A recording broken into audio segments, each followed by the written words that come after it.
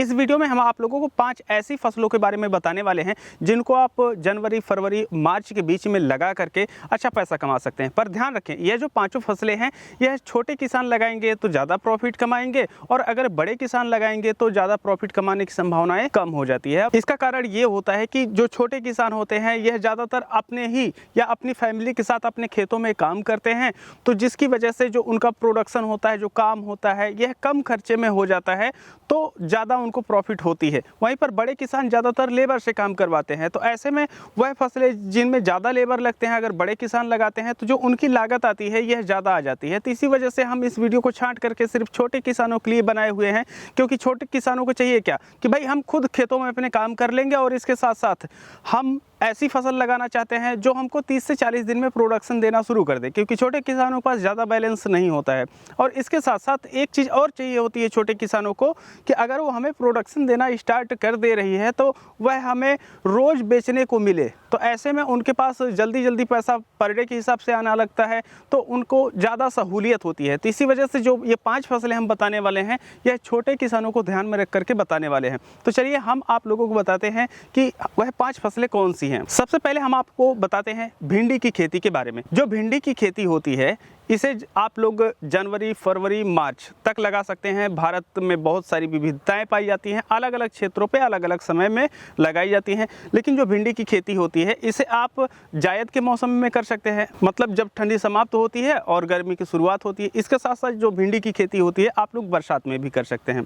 तो जब आप भिंडी लगाते हैं तो 40 दिन में उत्पादन आना शुरू हो जाता है और भिंडी की जो पर डे हार्वेस्टिंग करना जरूरी होता है, या फिर आप एक दिन गैप करके भिंडी की हार्वेस्टिंग कर सकते हैं।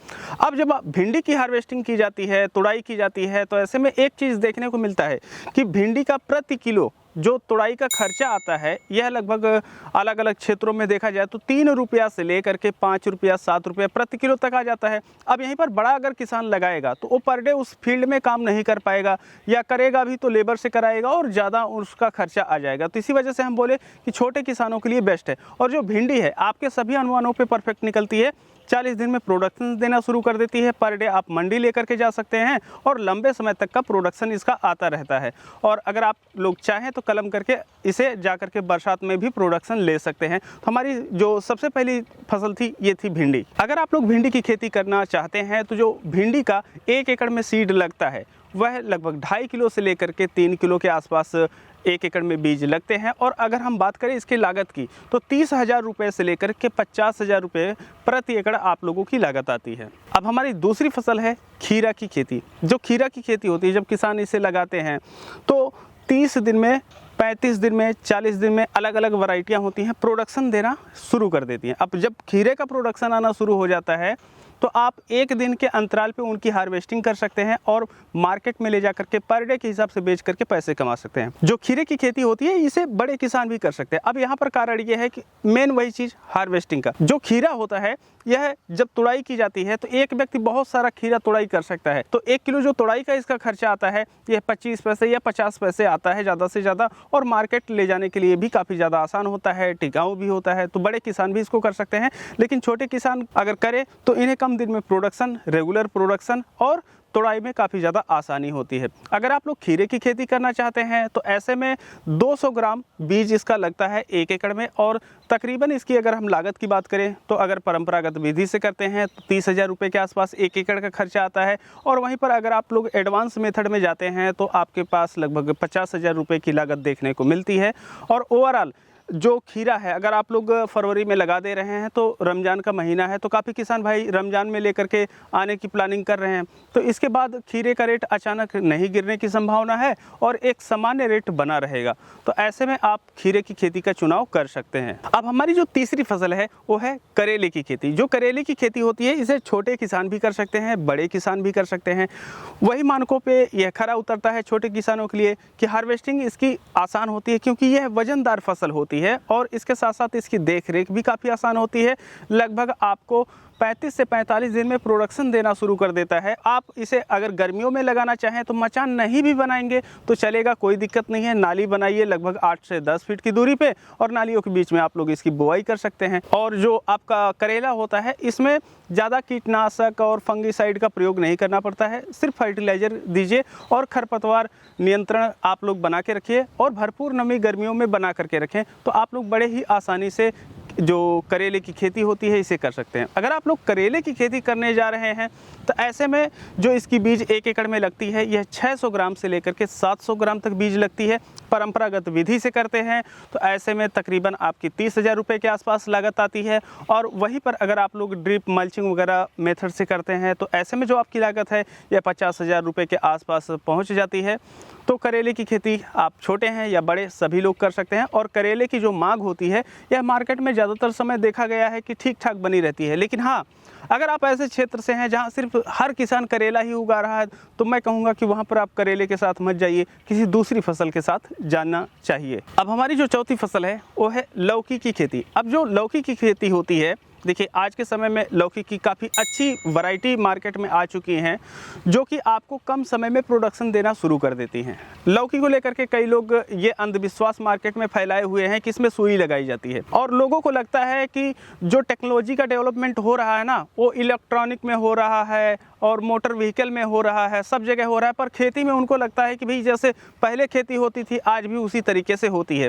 तो लोग व्यू पाने के लिए इंजेक्शन लगाते हुए वीडियो, यहाँ तक कि बड़े बड़े जो टीवी चैनल होते हैं यह भी टीआरपी के लिए ये ऐसा काम करवाते हैं कि मुंह पे गमछा रखवा दिए और कर रहे हैं। भाई हम आपको बता रहे हैं कि जो लौकी की खेती आजकल होती है ना, आप लगा दीजिए, उसमें फल बने दूसरे दिन जाएंगे या तीसरे दिन में उसकी जो तुड़ाई होती है यह संपन्न हो जाती है। तो जो लौकी है यह काफ़ी तेज़ी से विकास करती है। तो लौकी अगर आप लोग लगाते हैं तो यह वजनदार फसल है, इसकी तुड़ाई काफ़ी आसान होती है और लगभग 35 से 45 दिन के अंदर आप लोगों को प्रोडक्शन देना शुरू कर देती है और इसका हैवी प्रोडक्शन होता है। ऐसे में जब लौकी की आप लोग खेती करते हैं, प्रोडक्शन मार्केट में लेकर के आना शुरू कर देते हैं, तो यहाँ पर एक चीज़ लौकी के साथ देखने को मिलता है, खासतौर पर हमारे क्षेत्र में होता यह है कि जब तक लौकी का रेट मिलता है बहुत ही अच्छा मिलता है, जब लौकी का रेट गिर जाता है तो अचानक धड़ाम से गिर जाता है। लेकिन इस बार रेट धड़ाम से गिरने की बजाय धीरे धीरे गिरेगा। तो ऐसे में अगर आप लौकी के साथ जा रहे हैं तो लौकी भी आपके लिए एक बेस्ट ऑप्शन हो सकती है। और लौकी की खेती अगर करने जा रहे हैं तो परंपरागत विधि से कर सकते हैं, मचान लगाने की कोई आवश्यकता नहीं है। बस मचान नहीं लगाएंगे तो जो आपकी लौकी है मचान के पीछे थोड़ा सा फ्रेश नहीं दिखाई देगी और साथ में हल्का सा लौकी में टेढ़ापन देखने को मिल सकता है। अगर लौकी की खेती कर रहे हैं तो 600 ग्राम से लेकर के 700 ग्राम 1 एकड़ में बीज लगती है। सामान्य विधि से करेंगे तो 30,000 रुपये के आसपास 1 एकड़ का खर्च आता है। और वहीं पर ड्रिप मल्चिंग मेथड और मचान विधि से भी कर रहे हैं तो ऐसे में जो आपकी लागत है ये 50 से 60,000 रुपये के आसपास पहुँच जाती है। ध्यान दें, लौकी की खेती छोटे किसान भी कर सकते हैं, बड़े किसान भी कर सकते हैं। लेकिन जब बड़े स्तर पर किया जाता है तो लौकी का अचानक रेट गिरने से बड़े किसानों का ज़्यादा नुकसान होता है। और वहीं पर जो छोटे किसान होते हैं खासतौर पे छोटी मार्केट में लेकर के जाते हैं जहां पर उनको रेट बड़े मार्केट की अपेक्षा थोड़ा बेहतर देखने को मिलता है। और अगर आप लोग फुटकर बेचते हैं तो आपके लिए लौकी से बेस्ट ऑप्शन और कोई नहीं हो सकता है। और जो हमारी 5वीं फसल है यह है हरी पत्ती की खेती के लिए पछेती धनिया की खेती। देखिए, जो पछेती धनिया की खेती होती है जब आप लोग करते हैं तो यह काफ़ी आसान है, क्योंकि अगर पछेती करने जा रहे हैं तो हम आपको लगाने के लिए बोलेंगे कि आप लोग जो फरवरी का लास्ट वीक है इसमें आप लोगों को लगाना चाहिए। जब फरवरी के लास्ट वीक में आप लोग इसकी बुआई करते हैं तो पूरे मार्च भर यह ग्रोथ करेगी, मौसम सामान्य बना रहता है, बहुत ज़्यादा गर्म नहीं होता है, तो धनिया आपकी तैयार हो जाएगी। लेकिन जब आपका अप्रैल का फर्स्ट वीक आएगा तो उस समय धनिया आपकी कटाई के लिए तैयार हो जाएगी। लगभग 1 से 1.5 महीने लगते हैं, क्योंकि उस समय जो टेम्परेचर होता है ये थोड़ा सा बढ़ने लगता है। तो लगभग 1.5 महीने के आसपास आपकी हार्वेस्टिंग आएगी। अब जो धनिया की आपकी हार्वेस्टिंग अप्रैल में आ रही है तो उस समय काफ़ी कम किसान धनिया की खेती लगाते हैं, या तो उनके पास खेत खाली नहीं होते हैं या तो वह दूसरी फसलों की तरफ जा चुके होते हैं। खासतौर पर यह देखा गया है कि किसानों का ध्यान धनिया पछेती लगाने के लिए काफ़ी कम रहता है। तो पछेती धनिया की अगर आप लोग खेती कर रहे हैं तो अच्छा पैसा कमा सकते हैं। लगभग आपका 35 से 40 दिन 45 दिन में धनिया पूरी तरीके से हार्वेस्टिंग के लिए रेडी हो जाती है, मौसम अच्छा रहता है और जो रेट होता है ये भी अच्छा होता है।